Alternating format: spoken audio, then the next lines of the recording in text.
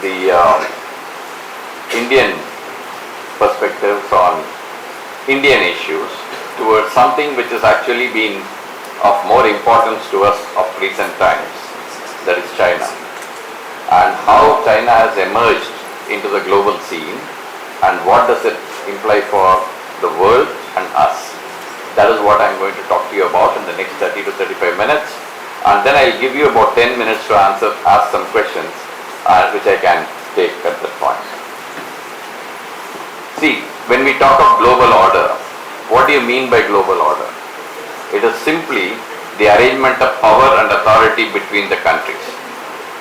If you take this as a formula and then apply it to the Chinese model, when Chinese talk about Confucianism, it simply means the same.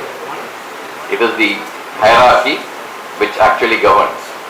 So that is the similarity that you will get from the Western definition of global order and the Chinese one of Confucianism. The world has transitioned. Before Second World War, you found it was plural, multipolar.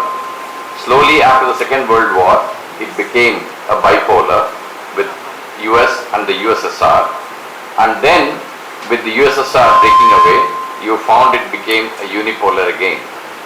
From there, we are moving towards a plural kind of a situation, which will further go towards bipolar and then further move on to a single pole. This is the transition of the world in terms of multipolarity and unipolarity. Okay? China's ambition is simple. They want to become that single pole in the future. Make no mistake about it. They talk about multipolarity. They talk about world being one, like we have Vasudhaiva Kudumbakam. They have something else which I explain to you later. But the underlying aim is to become a unipole in the world. Make no mistake about it. From bipolar, when it came to the plural world order, what happened? What made that change? The seminal changes took place in the disruptive events. The first disruptive event is the rise of China, and who was instrumental in doing that? It was the US that was instrumental in doing it. When Nixon reopened the relationship with China and then later on facilitated the Chinese to be part of the WTO, it is the willingness of the US to share even technology and other things with China that brought it up to the level that you see it today. That is the first incident. The second one was the disintegration of the USSR, which allowed the multipolarity to become from bipolarity to become a unipolar world. So this is the two seminal events. Now what is happening? There is a sense that the West is weakening and the East is rising, and therefore you get a discussion on the relative weakness of the United States of America. I'll talk about it later. Europe, ASEAN and Russia I'll cover later, and so I'll not cover now because to save time.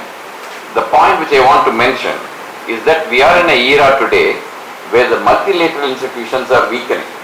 Like for example, you take UN, you take the Bretton Woods financial systems like IMF and World Bank, they all tend to weaken, and therefore you find that there is a move towards from a multilateral kind of a organization to a minilateral and a plurilateral kind of organization. When I say minilateral, it is about 3 countries. It is about plurilateral, goes beyond 3 countries. You can take RIC, you can take Quad, you can take Squad, you can take anything. It is becoming from multipolar, it is becoming minilaterals and plurilateral. So this is the way the world is moving from multipolarism to a smaller group of countries coming together on a common minimum program which all of them agree upon. I can trace this foreign relations of China to Mao Zedong and beyond, but for sake of saving time, I will only cover those in one line and cover a little bit of this. Mao Zedong started the foreign policy of China in 3 levels: party to party, people to people, state to state. It is 3 levels in which he dealt with his foreign policy. You can see that trend even today. The Communist Party of China will deal with Communist Party of India, Vietnam, Laos, Cambodia, wherever communist parties are. State-to-state relations are actually a given, and people-to-people relations is what China is insisting on. So that trend still continues today. Xi Jinping came. He talked about a foreign policy consisting of three worlds. The first world, China and the US and the USSR. The second world, the middle order countries like say Canada, UK and other European countries. And the third world is the kind of countries which are developing. So it is three world theory of Deng Xiaoping. Jiang Zemin came, he started re-establishing the relationship with Russia. And that is when you find the Russians transferred a lot of arms and equipment to China. You find 12 kilo class submarines coming up, 4 Soormani class destroyers coming up, Sukhoi 27, Sukhoi 30, name a thing, it was all coming from Russia at that time. Come Hu Jintao, he actually propagated the friendly neighborhood policy. We have a neighborhood first policy, China has got a friendly neighborhood policy, and he propagated that. And in addition, he also started hardlining the Chinese outlook towards the world. And then came Mr. Xi Jinping. He talked about a new type of major power relationship, which implies China and USA should avoid conflict, they should cooperate with each other, and they should develop a win-win relationship. Whenever Chinese say win-win relationship, be rest assured, it is win-win for China. Make no mistake. Okay? So this is something that you need to understand, and this is where they said we should not let differences become disputes. They proposed this. Mr. Xi Jinping pitched this to Barack Obama when they met for the first time, but the Americans did not bite it. So it stayed there. But they talk about this new type of major power relationship even today. One Belt, One Road, we all know about it, we all have read about it. Global initiatives, I'll talk about it a little later, but please understand that global initiatives are not to be considered each one of them individually. There is an underlying theme which I'll explain to you. And the increased influence in UN is something that we all need to be conscious of. Out of 15 organizations, in 9 of them, they have controlling senior positions. So through that, they try to increase their influence. So please understand this. Global initiatives. China started giving out global initiatives one after the other. I have put 2 of them in green, rest of them in the normal yellow and white. Please understand, September 2020, the Global Initiative on Data Security came up. You should be concerned about it when you're talking about AI. The second thing came up as a response to the Clean Network Initiative of US, which came up in August 2020. September 2021, they brought out a Global Development Initiative. April 22, they brought out Global Security Initiative. March 23, Global Civilization Initiative. So initiatives came one after the other.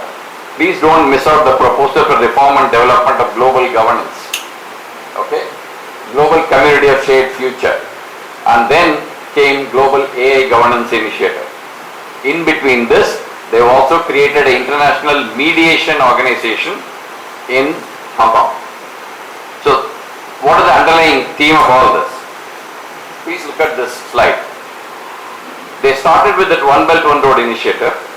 When they brought out the Global Development Initiative, the OBOR was subsumed into that. When they brought out Global Security Initiative, both of them got subsumed into Global Security Initiative. All of them feed into something known as the Community of Shared Future. And if you start questioning which community, whose future, you will get different answers. Okay? In between, the proposal for reform and development of global governance came up. And I have put the other 2 on the other side. That is the Global Artificial Intelligence Governance Initiative and the Global Initiative on Data Security. That is because that is technology oriented. But all of them feed into one concept, that is Community of Shared Future. This is something we need to understand, because most of the analysts, when they write about these issues, they look at these initiatives individually. Each one of them feeds into the other. This is something that we need to be aware of and we need to be conscious of. All of them are prescriptive in nature.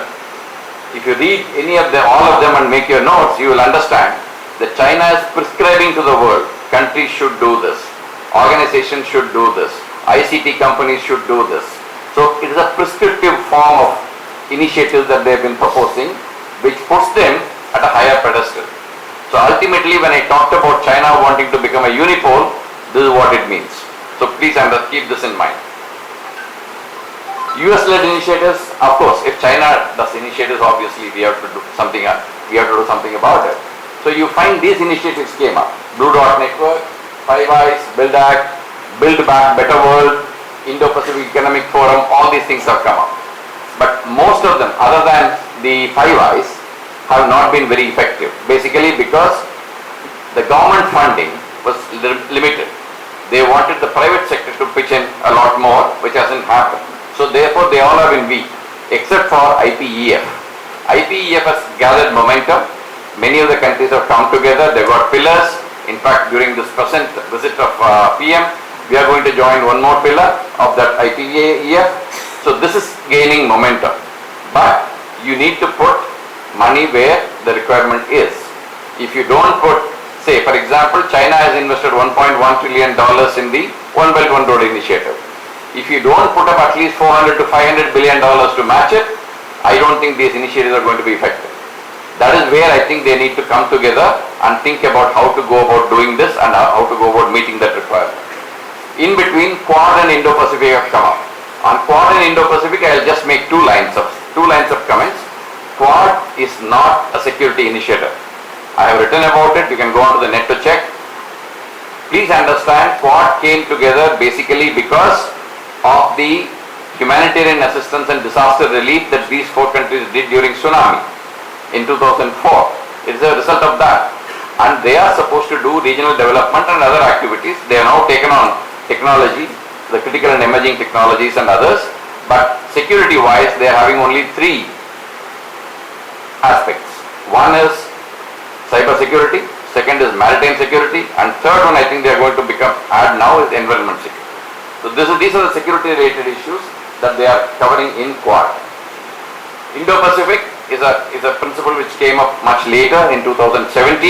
It is gathering momentum. Both of these upset China very badly. The moment you say Quad, the moment you say Indo-Pacific, they literally jump. So this is actually upsetting them. China, USA, I'm not going to talk much about it, just go through it. Only one thing I would like to mention on the last point, that is the efforts at rapprochement by the USA. The reason is, when Trump came, the relationship went down.